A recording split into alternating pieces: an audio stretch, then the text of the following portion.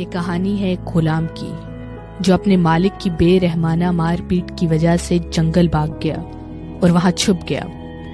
ایک دن اس غلام نے سنا کہ کوئی شیر پاس میں کرا رہا ہے۔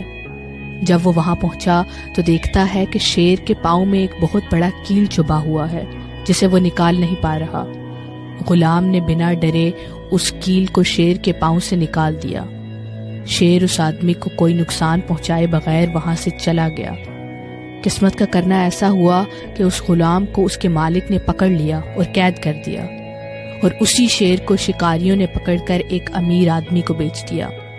غلام کے مالک نے اسے یہ سزا سنائی کہ اسے شیر کے پنجرے میں بند کر دیا جائے گا اس کی گستاخی کی وجہ سے، اور یہ شیر اس کے ٹکڑے کر دے گا۔ جب مالک کے حکم کو پورا کیا گیا اور غلام کو شیر والے پنجرے میں ڈالا گیا تو غلام یہ دیکھ کر دھنگ رہ گیا کہ یہ وہی شیر تھا کہ جس کی اس نے مدد کی تھی۔ شیر نے غلام کو کوئی نقصان نہ پہنچایا اور اس کے سامنے دم ہلانے لگا۔ مالک نے جب اپنے غلام سے سارا واقعہ سنا تو نہ صرف اس نے غلام کو معاف کر دیا بلکہ بہت ساری اشرفیاں دے کر اسے آزادی بھی دی۔ Do good for other, it will come back to you in unexpected way.